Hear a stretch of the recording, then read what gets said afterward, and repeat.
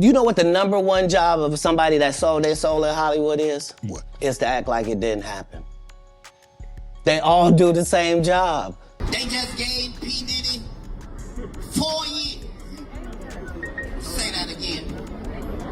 For taking 27 asses.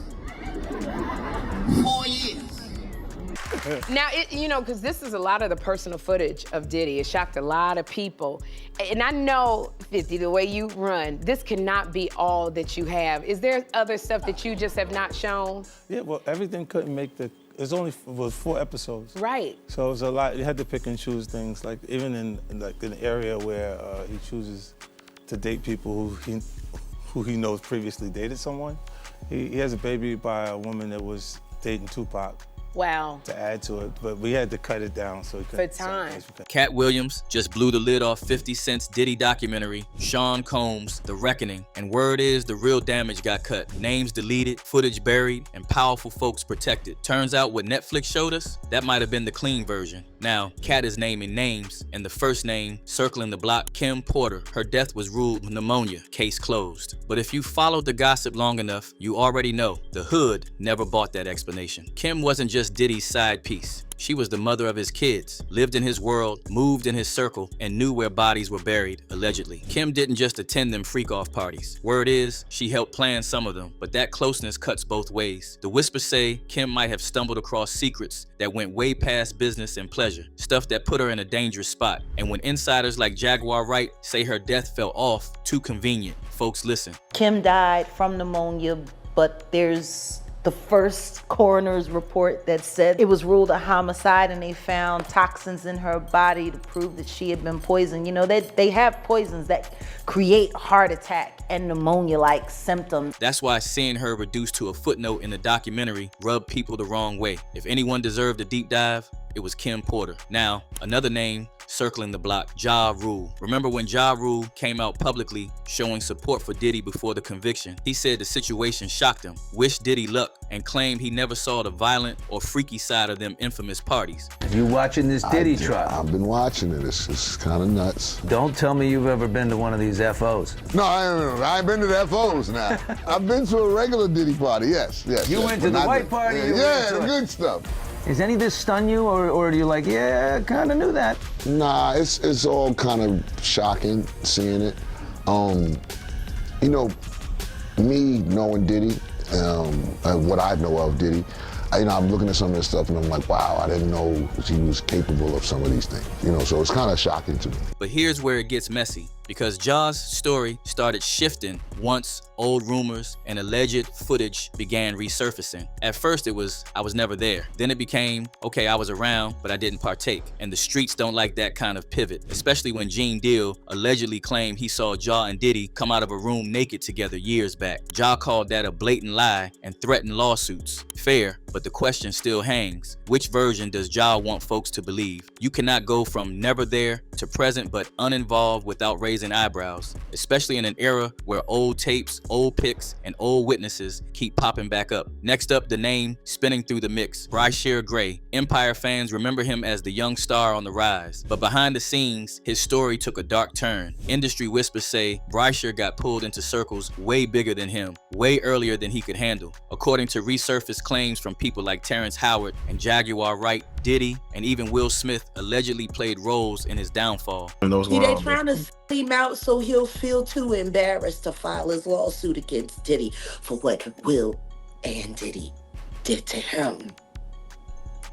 With Jaden and Justin present that tape. He's reportedly suing them, claiming jealousy, sabotage, and psychological harm. Said he was set up, chewed up, and discarded. Other industry voices like Orlando Brown have alluded to similar patterns. Powerful men grooming talent, then flipping the switch once control slips. None of that made the documentary. Not a word, and that silence speaks loud. Now another name circling the block, the notorious B.I.G. This is where things get real uncomfortable. One of Diddy's former bodyguards, Uncle Ron, before his own mysterious death, made explosive claims. He straight up said Diddy and Jay-Z wanted Biggie gone, not East Coast versus West Coast, just power, publishing, and control. Jay-Z and Puffy wanted Biggie killed. Bottom line, you don't have to believe me, believe the facts. Here's a man that wanted to leave Bad Boy. He wanted to do his own thing.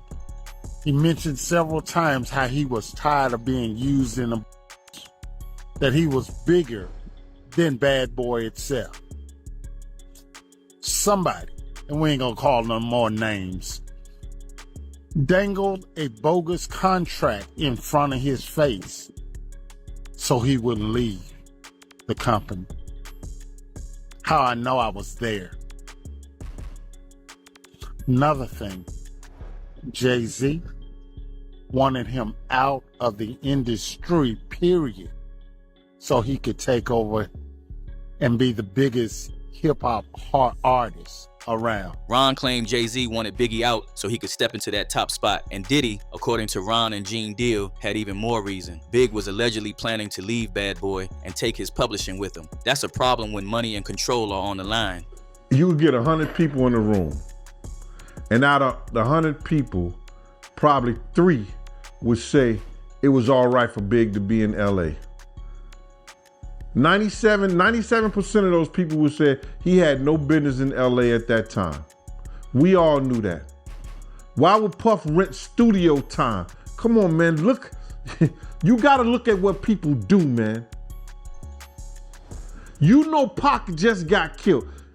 It ain't no kind of business Big was doing. Big couldn't even walk, he couldn't run. They was pushing him around in a wheelchair, brother. Why the hell would you rent studio time in LA for him to finish your album when you got your own studio, Daddy's house? Let's keep it a buck. Let's stop this bullshit, man. Ron went further, saying Diddy offered him 30 grand to take Big out days before the murder. I was offered $30,000 to perform a hit on Biggie Smalls. March 1st of 1997, I was approached by Diddy to perform a hit on one of his artists. Finding out that he wanted all the rights to all his catalogs.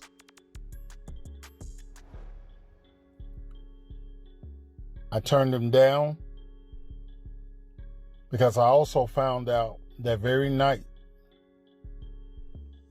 that Biggie had plans of leaving Bad Boy. Biggie should have never been in California to promote an album. With a broken fibula bone, who can barely walk,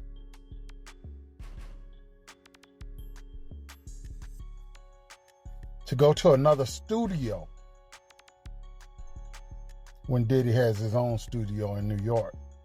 And whether folks believe that or not, one fact stands. Diddy owned Biggie's publishing rights up until 2023. That alone keeps the conspiracy alive. And then Uncle Ron started talking to the feds, allegedly. Weeks later, he's dead. TikTok comments wiped clean. That's not proof, but it's enough to keep people asking questions the documentary barely touched. Next up, and this one always shakes the room, Tupac Shakur. The conspiracies around Pac never died, and 50 Cent has been pouring gasoline on that fire for years. Back in 2006, he openly claimed Diddy had something to do with Pac's death in a diss track, The Bomb. He rapped, "Who shot Biggie Smalls? We don't get them. They gonna kill us all." Man, Puffy know who hit that man. Tupac himself wasn't shy either. In a 1995 Vibe interview, Pac said he believed Diddy was connected to the shooting that nearly killed him in New York. His words, not internet rumors.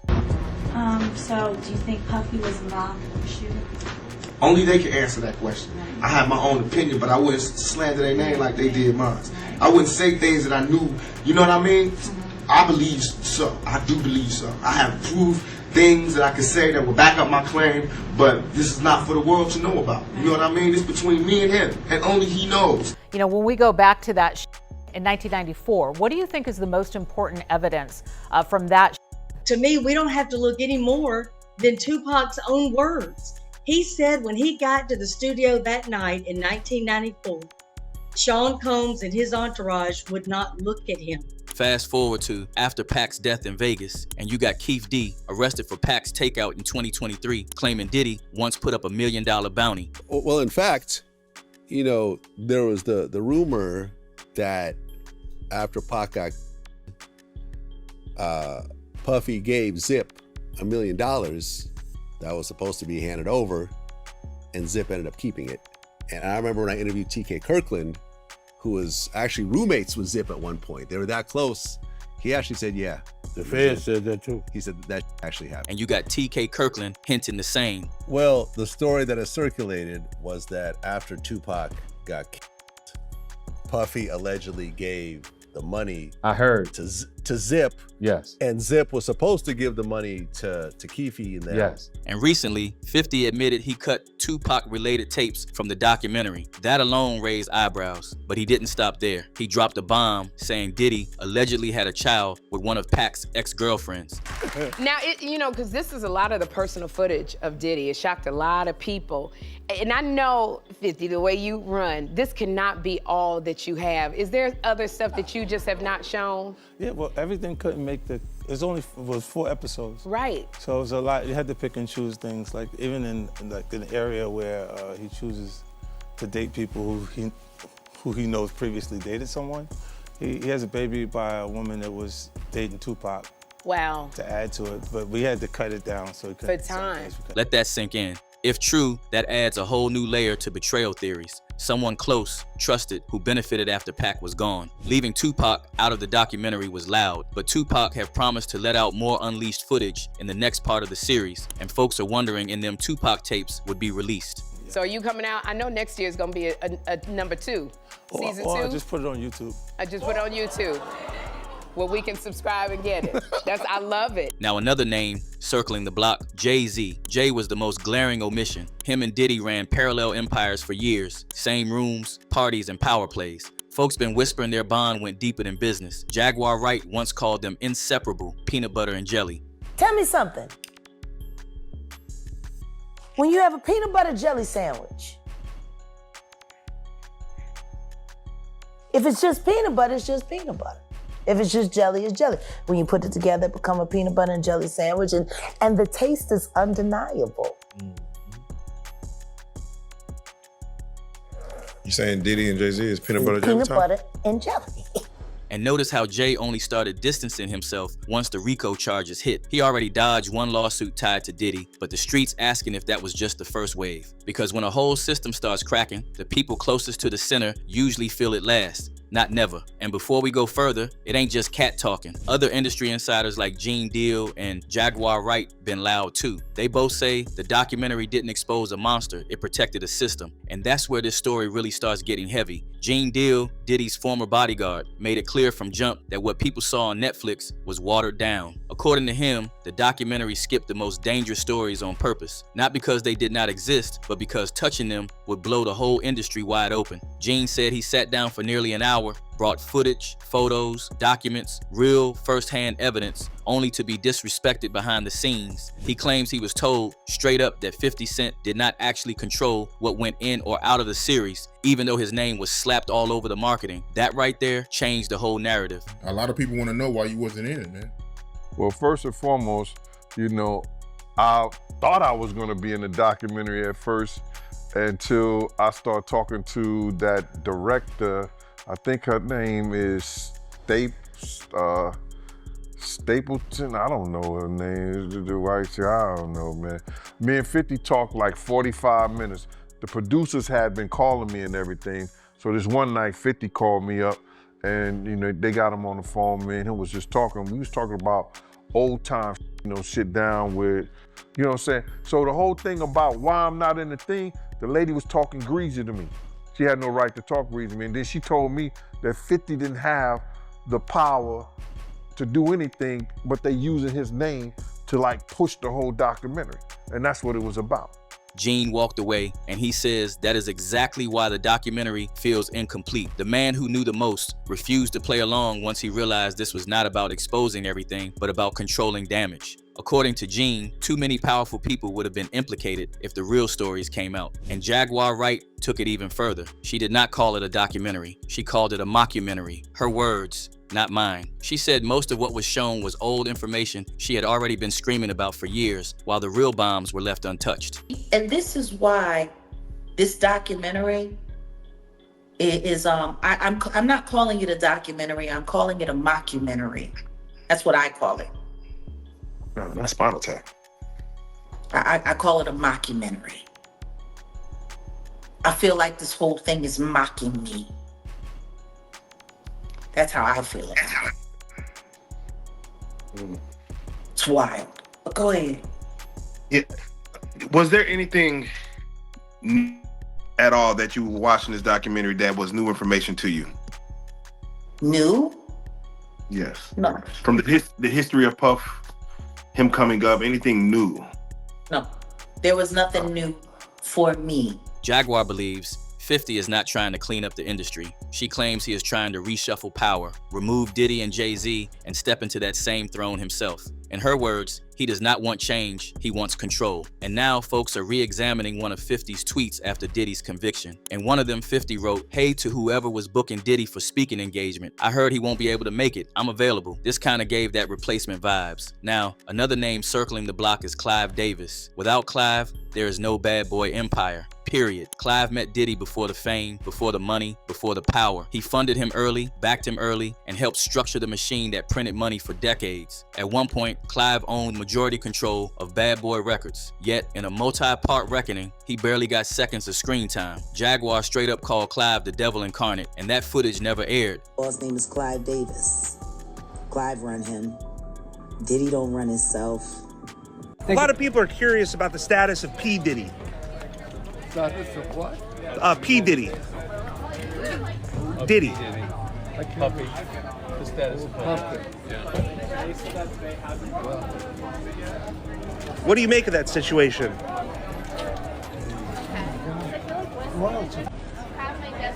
All right. No comment from Clive Davis.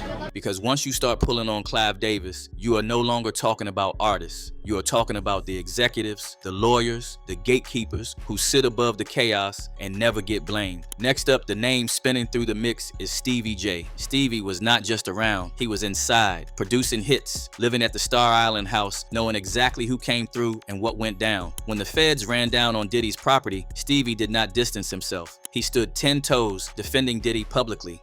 You're hanging out with Diddy in his mansion in Miami, and Homeland Security rushes in while you're there. While I'm there, Dolo. You're there by yourself. Yeah. With the, you know, he has some employees there. And Yeah. Stuff. Yeah. So suddenly there's red dots all over your shirt. Yeah.